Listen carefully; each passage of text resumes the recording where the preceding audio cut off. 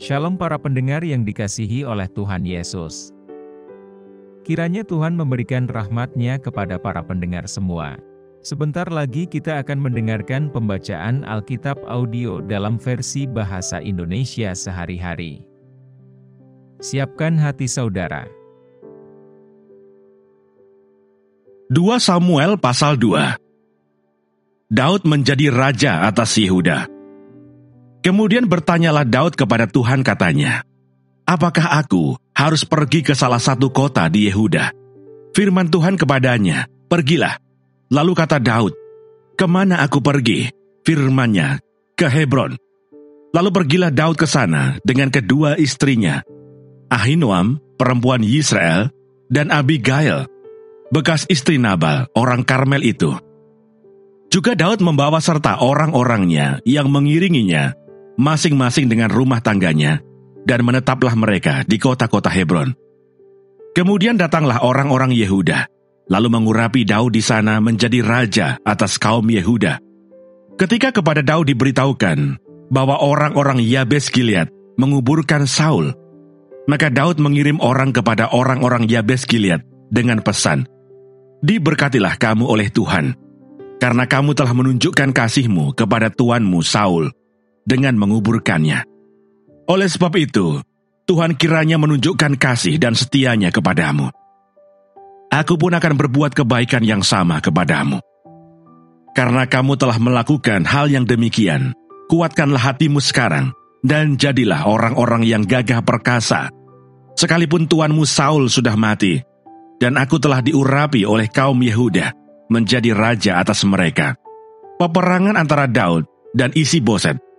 Abner bin Ner, panglima Saul, telah mengambil Isi-Boset anak Saul dan membawanya ke Mahanaim, serta menjadikannya raja atas Gilead, atas orang Asyuri, atas Yisrael, atas Efraim, dan atas Benyamin, bahkan atas seluruh Israel. Isi-Boset bin Saul berumur 40 tahun pada waktu ia menjadi raja atas Israel, dan ia memerintah 2 tahun lamanya. Hanyalah kaum Yehuda yang mengikuti Daud, dan lamanya Daud memerintah di Hebron atas kaum Yehuda adalah 7 tahun dan 6 bulan.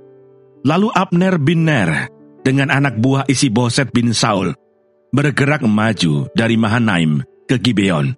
Juga Yoab, anak Zeruya, dan anak buah Daud bergerak maju. Mereka saling bertemu di telaga Gibeon, lalu tinggal di sana. Pihak yang satu di tepi telaga sebelah sini, dan pihak yang lain di tepi telaga sebelah sana. Berkatalah Abner kepada Yoab, "Biarlah orang-orang muda tampil dan mengadakan pertandingan di depan kita."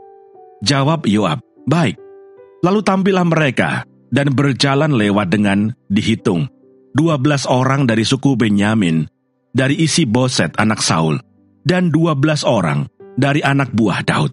Kemudian mereka masing-masing menangkap kepala lawannya dan menikamkan pedangnya ke lambung lawannya, sehingga rebahlah mereka bersama-sama.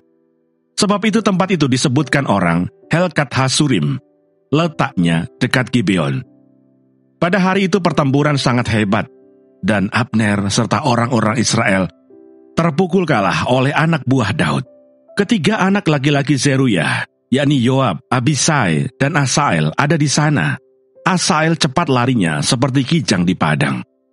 Asael mengejar Abner dan tidak menyimpang ke kanan atau ke kiri dalam membuntutinya. Lalu Abner berpaling ke belakang dan bertanya, "Engkaukah itu Asael?" Jawabnya, "Ya, aku."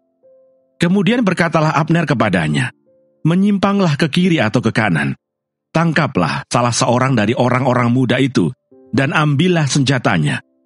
Tetapi Asael tidak mau berhenti membuntuti Abner.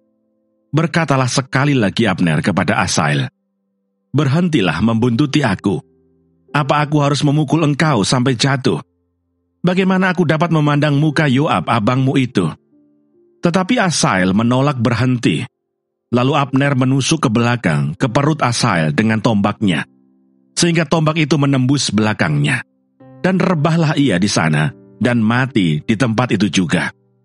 Semua orang yang datang ke tempat Asael rebah dan mati itu berhenti di sana.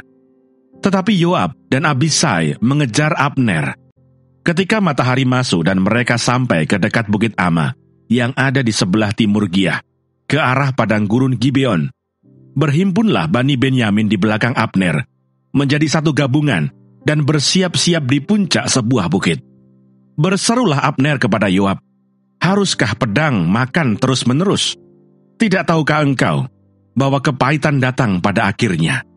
Berapa lama lagi engkau tidak mau mengatakan kepada rakyat itu, supaya mereka berhenti memburu saudara-saudaranya?" Jawab Yoab, "Demi Allah yang hidup, sekiranya engkau berbicara tadi, maka tentulah sudah dari tadi pagi rakyat menarik diri dari memburu saudara-saudaranya." Lalu Yoab meniup sangkakala dan seluruh rakyat berhenti. Mereka tidak lagi mengejar orang Israel dan tidak berperang lagi. Semalam-malaman, Abner dan orang-orangnya berjalan melalui Araba Yordan, menyeberangi sungai Yordan, berjalan terus hampir sepanjang siang. Lalu sampai ke Mahanaim, ketika Yoab berhenti memburu Abner dan menghimpunkan seluruh rakyat. Ternyata 19 orang dari anak buah Daud hilang termasuk Asael. Tetapi anak buah Daud menewaskan dari suku Benyamin, dari orang-orang Abner, 360 orang. Mereka mengangkat mayat Asael dan menguburkannya di dalam kubur ayahnya yang di Bethlehem.